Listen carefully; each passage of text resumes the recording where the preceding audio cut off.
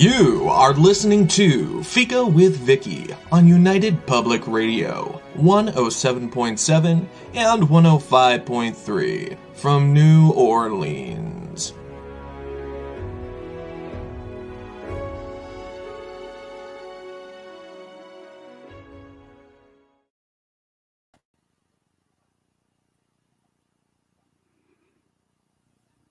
Okay.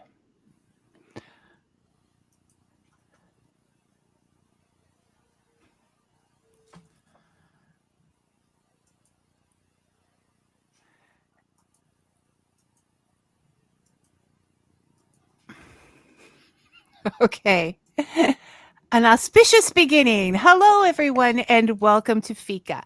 We're a little bit late today. I apologize for that. Some tech issues, and I'm knocking on wood fiercely that everything will go smoothly from this moment on. Our very patient returning guest today is Shane Joseph, and I'm your host, Vicky Bennison. Shane is the author of 8 novels, contributes to, writes for, and edits magazines, and is the publisher and editor of Blue Denim Press. His fiction is bold and may make you uncomfortable, but it encourages you to think about some important social issues. With sprinkled moments of compassion and understanding, you'll find yourself asking, excuse me, who is really the monster here? And today's focus book, Victoria Unveiled in Search of Sentience, released in September, continues that lineage, asking the question, and I quote from the back of Shane's book, with chatbots and large language models changing the world of writing and publishing dramatically, what happens when we introduce a sentient robot capable of feelings into the mix? I've been waiting for this conversation since Shane's last visit, and now that I've read Victoria Unveiled, I'm even more eager to get started with it. So thanks, Shane, first of all, for being patient till we got things together, and second of all, for giving my old brain a shake, and welcome to Fika. Thank you. Thanks for having me again. Oh, it's always a pleasure, and But before we really get started, um, can you just let the audience know a little bit about this novel so that they know what we're carrying on about? Okay. So people have asked me whether this is a sci-fi novel, a thriller, a literary novel, a romance, and I would say it's all of the above. I've talked about it before about the 4 E's of writing. The engage, entertain, educate, and enlighten. And if you can hit all 4 E's, you've got a very good book. So I tried to do all of that in this book. And the 2 E's, the engage and entertain, is in the thriller and the sci-fi aspect, which has a plot that races along with people falling dead at various points. But I think on the other 2 E's, which are harder to achieve, I was trying to delve into the realities of the Canadian publishing industry as it exists today. The realities that we will have to face when robotics starts to intervene and interfere with that industry. And also, how would we live with robots if they do attain sentience, as people claim they can, and then demand for equal rights, the rights to work a 9 to 5 job as opposed to 24/7, to be paid, to get holidays, to love people like we do, like we do. And when that happens, these are our creations. We put them on the planet. How would we live beside them and with them? So that's the 4th E, the enlightenment question that I had in this book. So in a nutshell, it's a smorgasbord of many things. But I'd like to think that at the end of the book, I'm going to leave people thinking about it and asking questions about the world we live in. And I think you did very well on all of those things. But I just want to add that I do believe there's an element as a reader of just how much we've become like robots. Not everyone and not everything, but we have been sort of censured into beings that are labeled and told this is the proper way to be. And I mean, that's been happening for centuries, right? So Yeah, I think what has happened is there's a continuum here where the human in the old days did more of the work and the machine did a little, and then the machine started to do a little bit more and a little bit more, and now on that continuum we seem to be in the minority position where we're getting the machine to do most of it, and that's the same thing in I think the in this book where the robot will ultimately be able to write the book, and then one asks the question, who is the author? Or what has the human author contributed to it? And so that's the challenge that we have, is how much do we allow the robot to do? And you're already preparing for that because at the front of your book, I Yes. note that you write written by a human, the author, AI assisted only in spell check, Grammarly, and read aloud features found on the author's computer. And I think maybe that's what people should start doing. Yeah. I did that as a pun. I mean, that was supposed to start the book off, but Just it is being asked of in, like, if you go to places like Amazon and other publishing platforms, when you put up a book now, you have to tick off a box that says, was this written by AI or was it assisted by AI? Because there's a lot of these AI generated books that are now being put out there. In fact, the other day, a couple of months ago, I had two books that were listed under my name and put on the Goodreads platform that were generated by AI. I was curious. I went in there one day and I found these two books published by me. So I bought one. I thought, let's find out what I've written in my sleep. Were And it you was, expensive? no, it was actually it was free. That made me even more suspicious. So I downloaded this book and I read it. It was about 50 pages. And it looked like it was somebody's PhD thesis or something they had written. There was completely no humanity in it at all. It was very technical. So I had to write to Goodreads and say, could you please take these two books off my profile? I don't have a problem with them putting my name because, names cannot be copyrighted, but certainly do not put them under my profile. They're not written by me. So with that happening, I can see how intrusive this AI can be, especially in the publishing world, and we have to manage it properly. Otherwise, it can overrun us. Whereas authors need to manage their pages like for many different reasons, but this is a new one. Like good that you went in there and checked out your Goodreads because otherwise you wouldn't have been aware of that. It is very like recently I went on a rampage because there was a load your e-reader for free. And I've loved to find authors out there that are indie and good and, taking advantage of this. But I ran and I spend a lot of time throwing them over my shoulder after the first chapter. But there was this one book and it just kept repeating like, things like mean girls or just phrases that are out there. And I'm very naive sometimes. And I'm like, this book is driving me crazy. And my son said, it's probably AI. Yes. Yes, that's how easily it can come into your life without. Yes. It's very true. But on the flip side, the AI tools are getting smarter. Like, for the instance, the other day, I had a prompt on Facebook that asked me whether I needed to know more about Shane Joseph. And I thought, okay, let's find out. And I asked, and within nanoseconds, there was this big essay about all the works that I have written and so on. Now, there was nothing wrong about it. It was very flattering. I'd never written such glorious stuff about myself before, but it was not untrue. And compared to a few years ago, when you'd ask, people to or ask Google to find things for you on the internet, and sometimes they mix you up with other people with the same name, and a lot of the information is incorrect. But now these tools are getting more refined, and they're getting smarter. So we have to also be aware of what's being written about us by these tools behind our backs. Because others may pick this up, right? You sent say a manuscript out to a publisher, he could go and say, okay, tell me more about this author, and quiz his AI tool, and then he gets a whole resume on that author, which may be completely different to what the author has pitched in their resume, and then that creates an imbalance, and one wonders whether the author is leading you on, right? So another facet to contend with now. And well, it just comes back to these is don't believe what you read on the internet. Like IBM gets people mixed up in the film industry, and they're saying this is this person and things whatsoever. But yes, people will think that you're bragging when you're not. That looks bad on you. There's just so much that we aren't ready. The point is that um we're not ready for social media. There's no social media etiquette that we've learned out there obviously, but also we're not ready for this. The learning curve is just incredible to avoid it if we want to avoid it. And I call it fact check.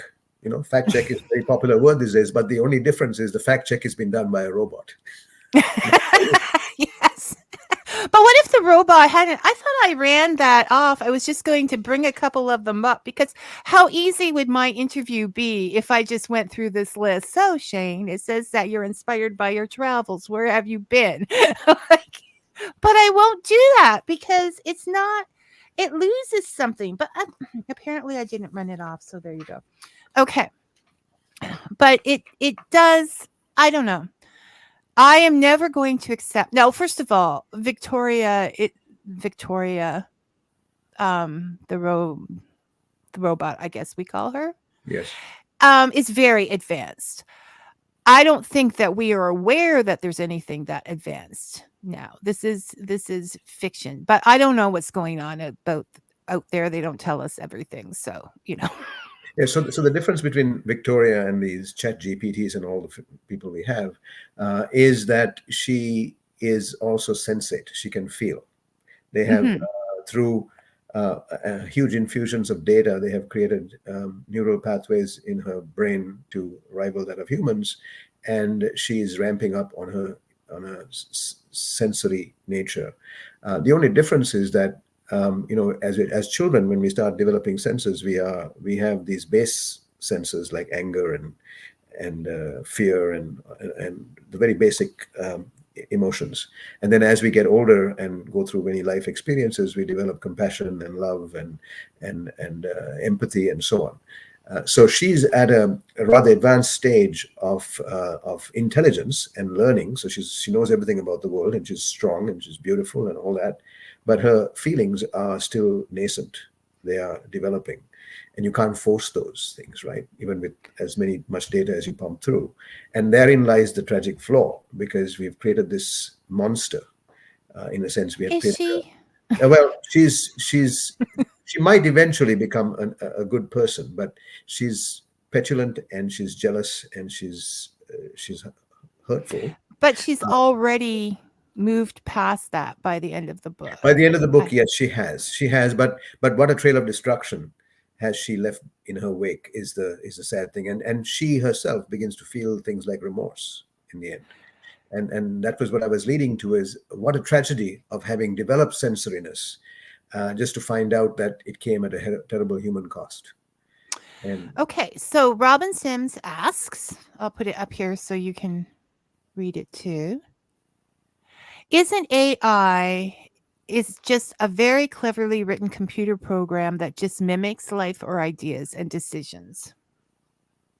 I would say the present generation, maybe, but the intention of these computer scientists is to create a higher level of intelligence. So ones that can intuit what the next move is going to be in a chess game. I think they've already done that with Big Blue and things like that. But who also can make decisions based on feelings, because as humans, we make decisions not just on logic but on feelings. On And passion. yes, I mean, we saw that happen 2 days ago down in the United States. So we have a combination of feelings that sometimes you could argue is not the right way to go about it, but it plays in our decision making. And I think the intention of these scientists is to make a machine that can do the same thing. And so my premise for this book is, okay, let's not worry about the path to that. Let's assume that the scientists did create this, right? So it's like Gregor Samsa in Kafka's book, The Metamorphosis, woke up one morning and he was a bug.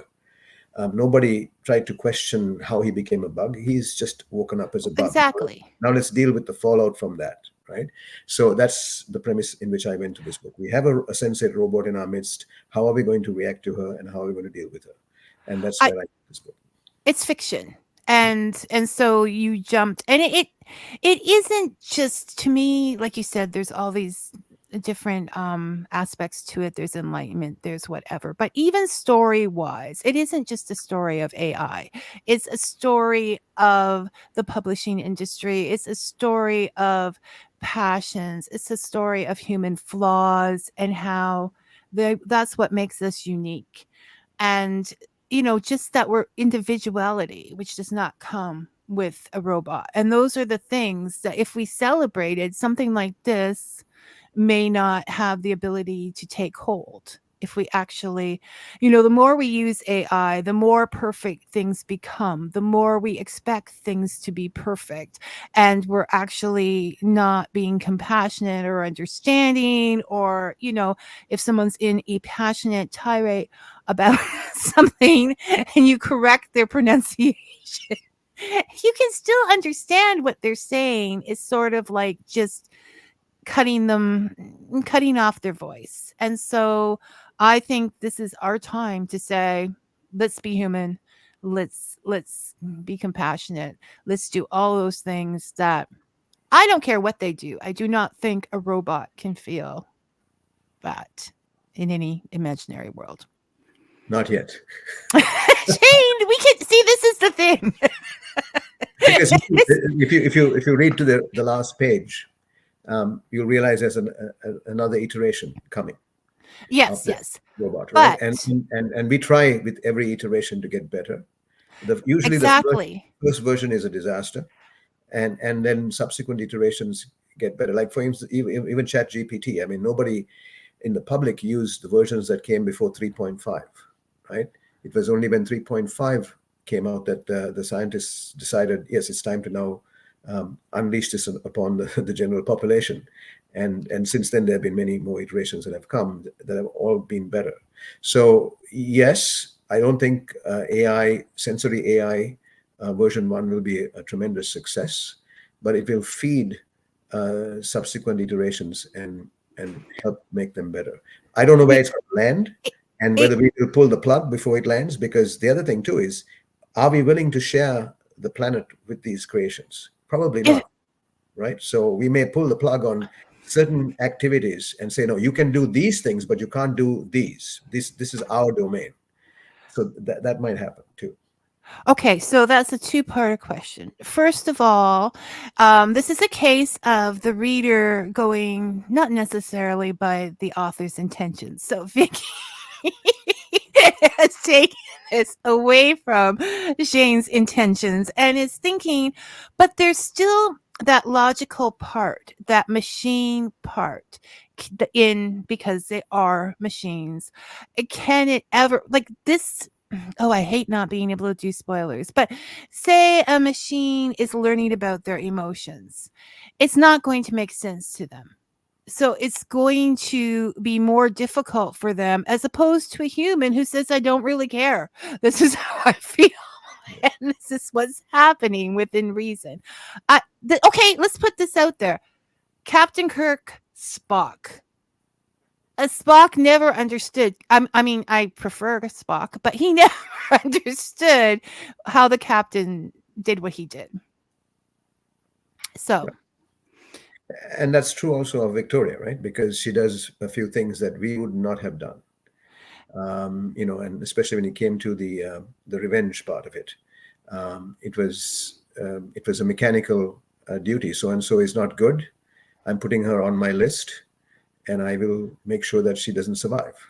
And those are the kind of mechanical aspects to her, even though she was developing sensory nature. So you're right; they're not perfect in those areas where feelings are irrational and emotional and don't have any much logic in them. She wasn't very good there, and she failed, as we know. I won't tell more. but we're not telling them that. No. And the second, what was the second point in that? Now I lost it. See, this is why I have notes and I Let's talk didn't about write down. let's talk about the publishing Okay, industry. people. Okay, we'll go there.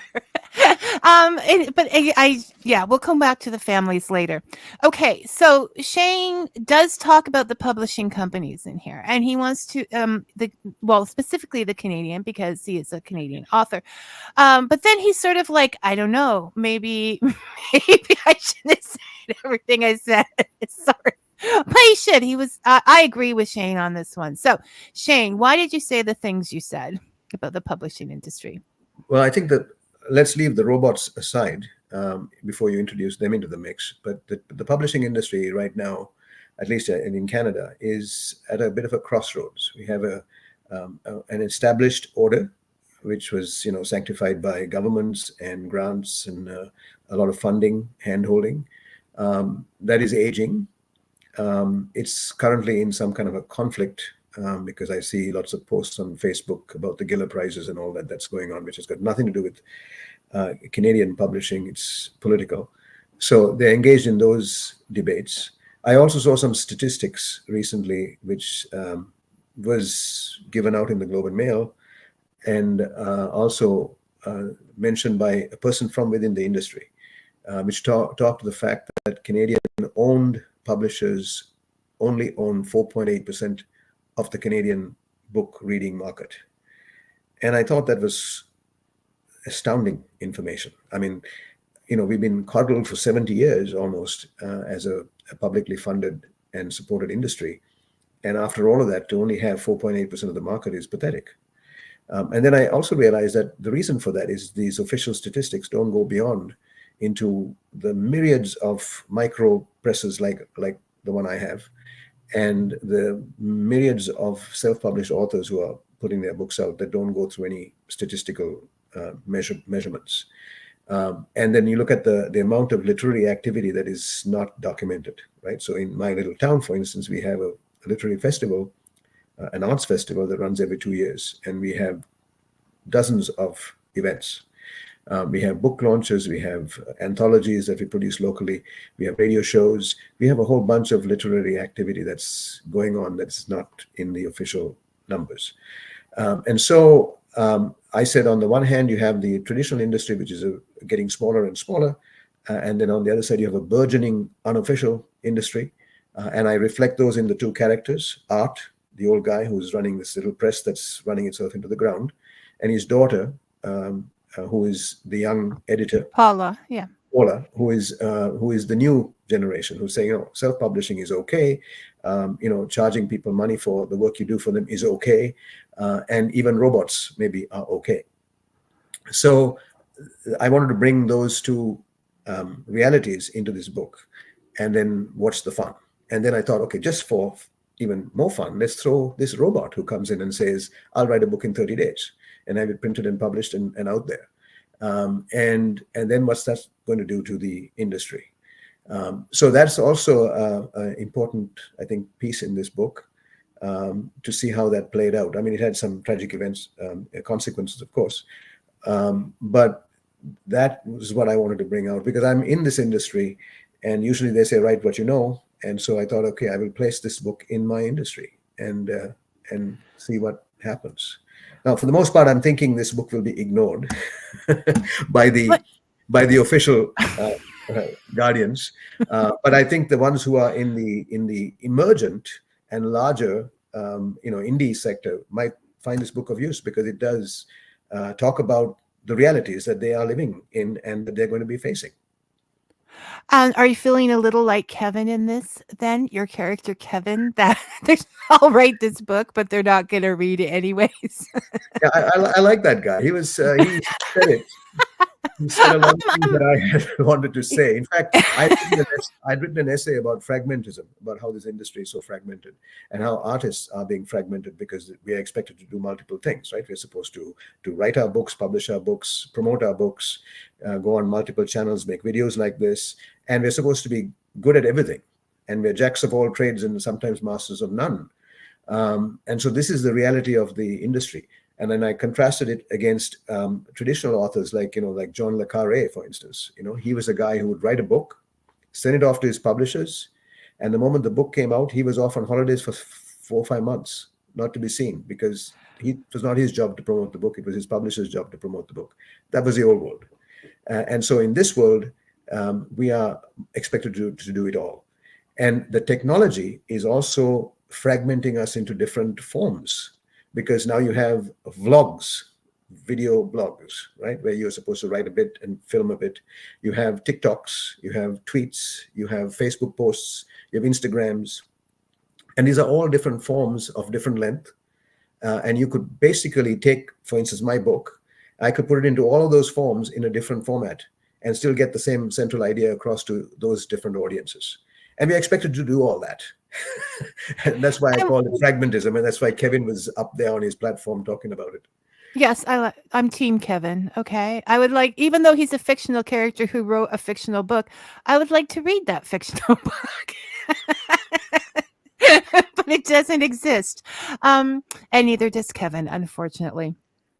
The point is it's all anti-intuitive to the reading and writing lifestyle. First of all, I would say a lot of writers are observers and therefore a little more introverted in their behavior. The idea that they have to get out in front of people and talk is just terrifying enough for them. And two, readers are reading books. Hopefully they're not like spending all their time on social networks picking up all this information. That being said, I know some indie authors that have just done amazingly well on those things and have done everything possible, holding their children and saying, feed my baby, like whatever it takes to get it moving. So it is a strange new world. Yeah, and the other thing too is to keep in mind is that when we started off in social media back in the early 2000s, it was a fashionable thing to have a lot of followers and friends and promote yourself to them. And if you posted something, the chances are that all of them probably saw it. That's not happening anymore. I think the social media platforms are voluntarily, forcefully suppressing how much content gets out there, because there's a lot of content. And the only way you can get to audiences now is if you advertise. And I have done both. I've done posts that I think are provocative and maybe I'll get 50 likes. And I've done advertising where I paid money. And the money is not that much. $30 or $40 for a week of advertising. And you can hit 7,000, 8,000, or sometimes 10,000 views. So that's the split between the old free posts versus the paid posts, right? And so that's how they make money. So people need to be aware of that having so many followers and friends. I counted my followers and friends the other day on all the platforms, and I had 14,500, and I was pretty pleased with myself. And I sent it on to an agent who's representing some of my work, and he said to me, "Well, you just made a start," because that's. And it's getting harder and harder because people are getting more blasé about the entire thing. So it's getting more and more difficult you have to really know what it is that your followers want. But no, people don't get that. A lot of the things, and especially if you have a business page, which is what you want to promote, it might get to 11% of the people. And some of them, they don't even put out there. I know, because as soon as they put on the bottom of my post, boost this by whatever, I know that it's going nowhere. And so you have to do things like, yes, people, I will like my own post because it at least gets it a little further out in the algorithms. And if I say Shane's going on the show, I love it anyways because Shane's coming on the show. So I'm loving my post because this is making me happy. So there are all kinds of tricks and things that they don't. I mean, at this point of time, because what I do, my Facebook page is pretty much covered with books, book advertisements. But you know what? I don't care. I kind of like book advertisements, so I'm in there checking them out. But it is more and more difficult every day, more and more expensive every day, with what people and more, more and more difficult because this platform won't promote anything that you share from another platform, and it's an entire. But let me give you some hope, or give whoever Oh no, offers. I have hope. Let me give you some hope. I've said this at many meetings and writers' conferences that I've been at, and people look at me.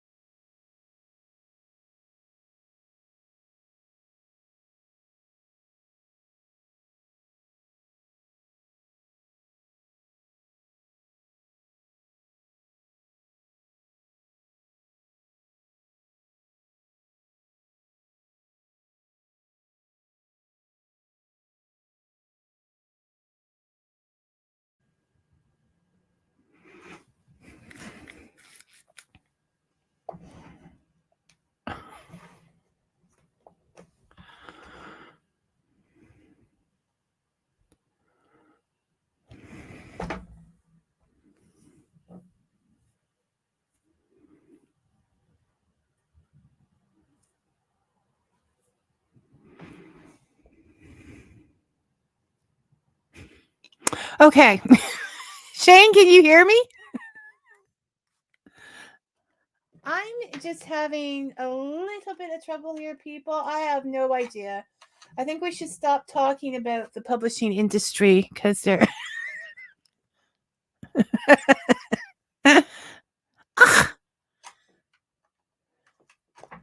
Yeah, that's not working. Okay, but if I take. Okay, is it the headphones? Is it. Shane, keep talking to the people while I I do this.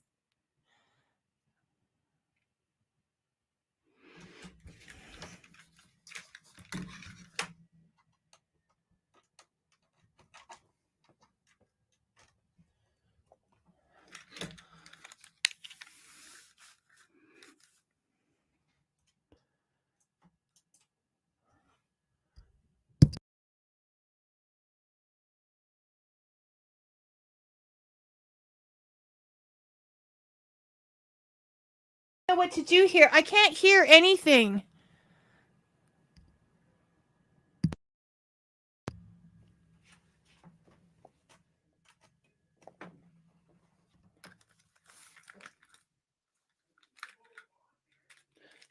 Okay, can you hear Shane?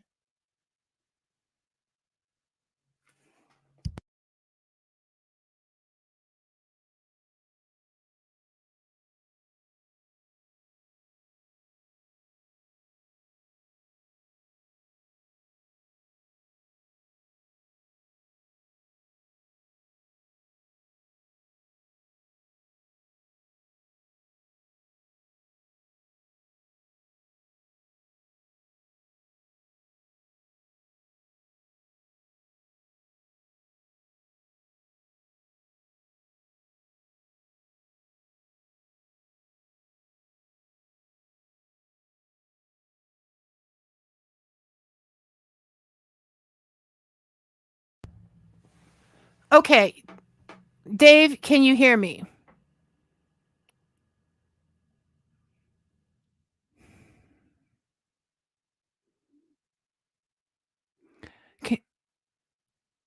Okay, so we can't hear Shane. So it's not my headphones.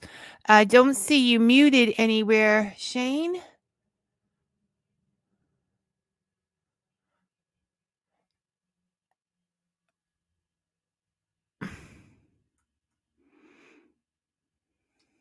Okay, so we can't hear Shane. Shane, can you hear me? Okay, we can't hear Shane.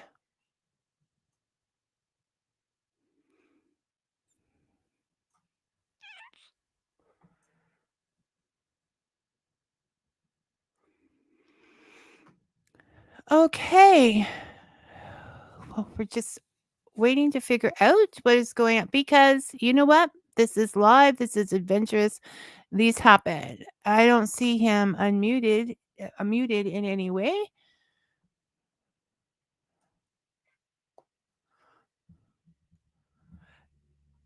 So we're just having some mic problem then, I guess, on your end. I don't see any problems here. No mutes. No.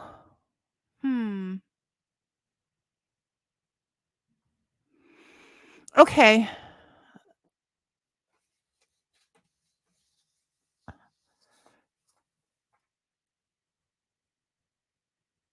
Okay. If you want to tell me something, just chat it. Okay. Okay, he's going to try something. He's a clever guy. And he's going to Okay, 1 minute. 1 minute with Shane. All right. So I'm just going to write see, sometimes it's not you. I usually have it. So I'm going to just read the beginning here, the prologue. I think that's okay. I can't get his permission. So, and I think this is a fabulous piece of writing. Okay, there's Shane back. All right, let's bring him in. All right. Okay, we're perfect. So I promised them while you went away for a little bit just to read them the beginning of the prologue because it's a beautiful piece of writing, I think. Is that okay with you? Sure. You want me to read that? Do All you right. read it or do you want me to read it? I can do that. Okay, you read I'll it. read that. So this is the prologue. This sort of sets you up for the what's to come. She was born of the fruit of digital programming in a humming, thrumming laboratory where masked and gowned scientists trying to protect themselves in a pandemic ridden world worked on every nanoparticle of her being. She had to function flawlessly. Flawed humans creating a flawless being, a flawed strategy. She came into being at a time when humans had given up on the climate they messed up, when war had still not been eradicated, no poverty, no greed, nor the thousand natural ills that flesh was heir to. She was to be the leapfrog in human evolution. If we cannot perfect this mortal coil, let's build the next best thing. Her creator looked upon his creation with pride. He had imbued her with all his knowledge and given her incredible mental and physical strength, coupled with beauty. For the endurance needed to survive, be noticed and respected by humans, and not be treated as another circus freak. The whirring stopped, and the figure on the white bed rose and looked upon her creator, and he swelled with pride. "You are indeed perfect," he said. "I shall call you Victoria."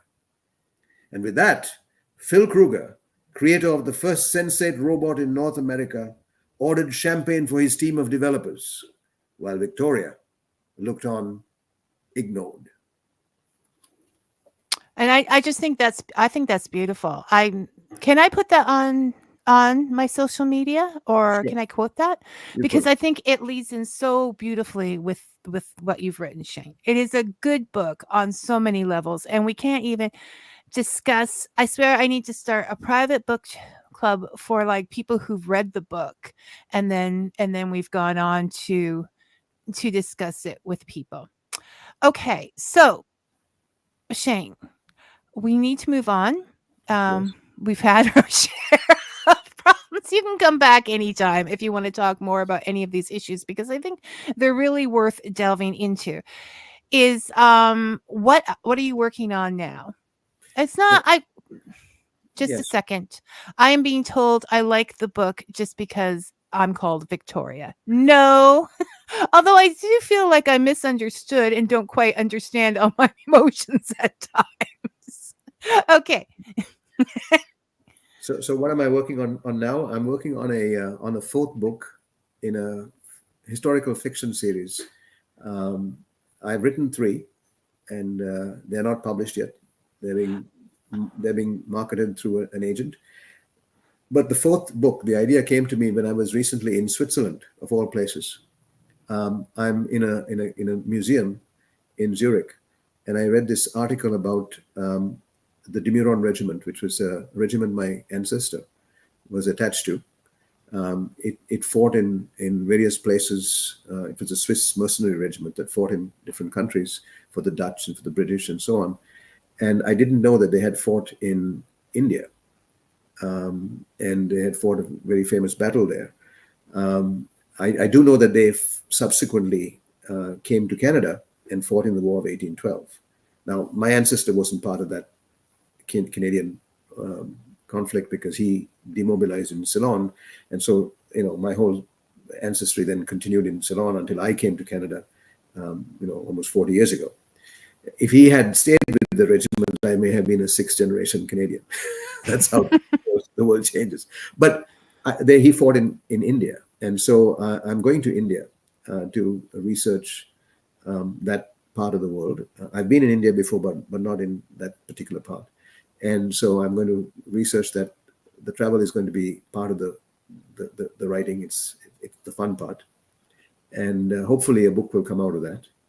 And Well, I'm very excited about this because first of all, I love the fact that you have already 3 books into this series before we've read one, because we're not waiting years between the different books, right? well, no, we don't. But the reason is also because this was commercial fiction in many respects.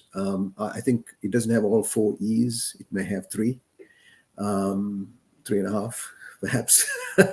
But it is it's something that it's a passion project. I started the first book in France during the Reign of Terror. The second one is in South Africa during the time of the British takeover from the Dutch. And the third is set in Sri Lanka and the Maldives, which is also around the time when the Dutch Empire collapsed. And so the fourth will be in India.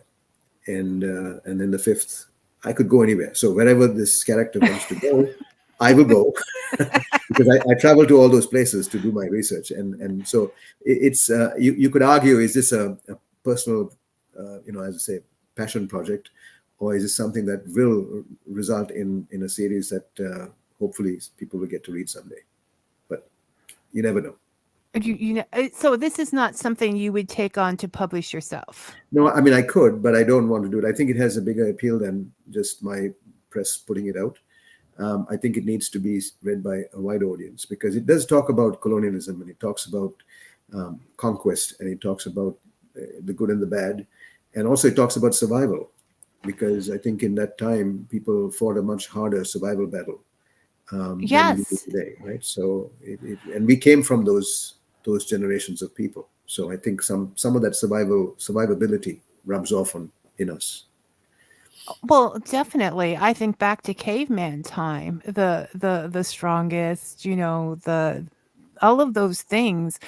It's not really fair to reach back into the past and judge them on what is happening now in the world. First of all, they didn't have internet, so they didn't know what was happening in the rest of the world at that time and had less choices. But I think that um, you and your writing do a good job of seeing all the perspectives.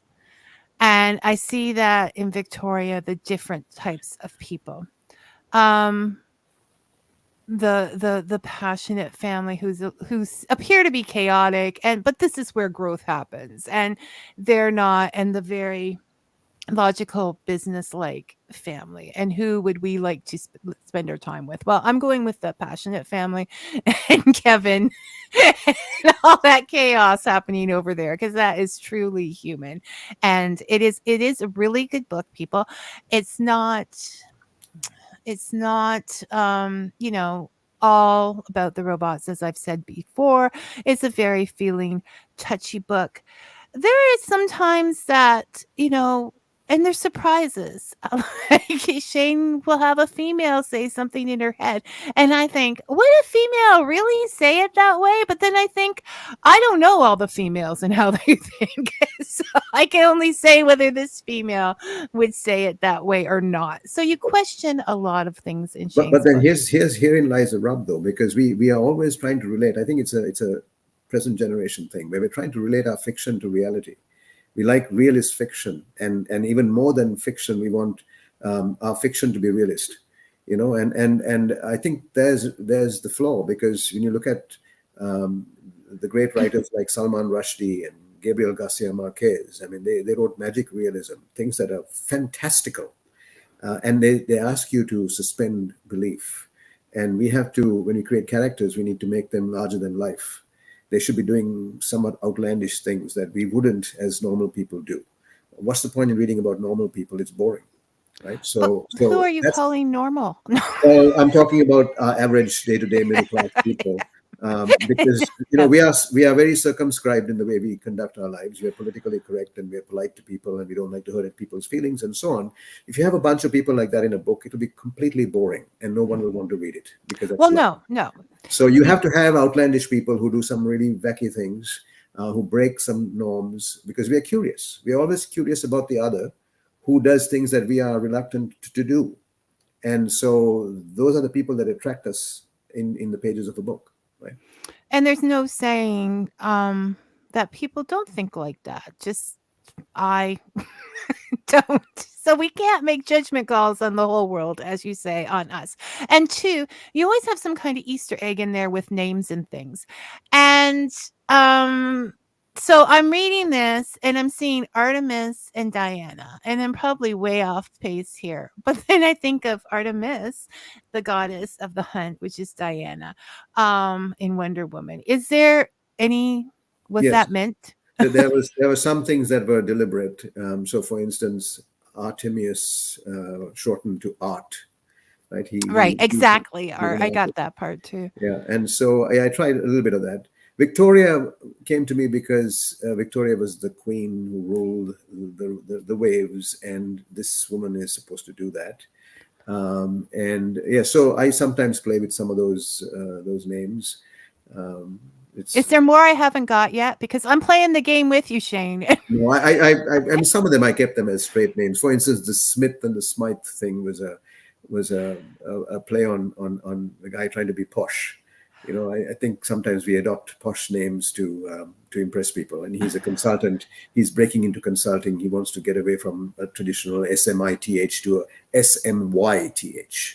You know, put an So we affectation. take those two gentlemen that are close in age. And once I say passion, those that are more, I want to make money and things. And so Art's last name is Jones, which is a very common name. And his last name is Smith, which is very common. But Art's okay with Jones Yes, because he's unique in himself. He doesn't yes, have to have a label to say, but Mr. Smith has to change it to Smythe with the Y yes. and be different. And Paula's two lovers, if you notice, one is this highly rational, he does everything to a plan. And the other guy is all emotion and gushing all over the place. And those are the kind of worlds that Victoria, in a subtle way, has to navigate, right? Between Exactly. rationality and emotion. So, yeah, I threw those in, and I was hoping the reader will get some of those connections and the symbolism there. But I do. So do I get a gold star in the mail or um, no, with I'm all not. the interruptions we had, I just don't know how much of what I was saying got registered with people. So you let We me can know. do this again if you want to. Yeah. If you want to try it. Life, like I said, is live. Or you can send me that book you promised to send me last time. And then we can do Victoria, that book. Yeah, I think let's do that. That might be better Okay. because then I can we can talk about two books and we can cover some of the holes in this. And I will listen to the recording here and pick up on the pieces that were left out because of the technical difficulties. And yeah, no, I'm sorry. I just immediately blame myself. So I'm like, what is wrong with my headphones? The audience was just waiting patiently. I'm going to have to speak to them about that. Don't wait patiently. Tell me who you can't hear. I don't know. So we can find Victoria and the search for sentience in the usual places. The usual places where all good books are sold. So on all the online stores, Amazon, Barnes and Noble, Indigo, and then also on I guess your local bookstore. You can order the book from there. It will be delivered. It's not racked widely, and remember we're an indie publisher, so we don't have our books in by the thousands at Chapters staring out the windows, but you could order it from the Chapters online store, and they will deliver it to you. So So you it's just go and available. pick it up. It's available. I mean, if you're looking for ebooks, I mean, it's in Kobo and Apple and Kindle formats. You can just one click and it's downloaded to your e-reader, right? So that's the fastest and probably the cheapest. And a good read, and makes you think, and shakes those little brains out. If you're Somebody like, said, "Is it hardcover or soft?" It's a trade paperback, so I would say more on the soft cover side. But it's not your airport read 5x8 book. It's 6x9 glossy cover. So it resides somewhere between hardcover and soft cover, but more on soft. yeah, I mean, most of them are in one way or the other. I don't. I have the book up here. I can hold it up. Oh, we should have done that before. I know the Beauty and the Beast. If you, I can't cue on everything, and in my, I like the colors because they do have colors, and that's my whole point with colors around here. It's not just white. It's not just black. It's not even just gray. It's colorful. It's all colorful. So thank you, Shane, and we'll work out another date. I'm kind of like booked till Christmas, but we'll get into the new year. Okay, I really appreciate your coming. Thank you and very your much for having patience. me. Okay, take care. Bye-bye. Cheers. Bye. Okay, now let's get through before anything else happens. Next week, we will be having author Jeff Van Zandt, and he'll be joining us with his ghostly tale, The Dance of Rotten Sticks. It takes place in an old cottage on a secluded island, so what can go wrong? And I'll save the rest of it till next week. But I'm really looking forward to that. And I also know there's a sequel coming up for that one too, because I asked because I was so involved. Remember, if you like this episode and everything we were just talking about, you can find out more about what's coming up if you follow Fika with Vicky on Facebook and Blue Sky. Thank you all for listening. We'll see you next week. Until then, may your coffee be hot and your story sweet. Thanks for listening, everyone.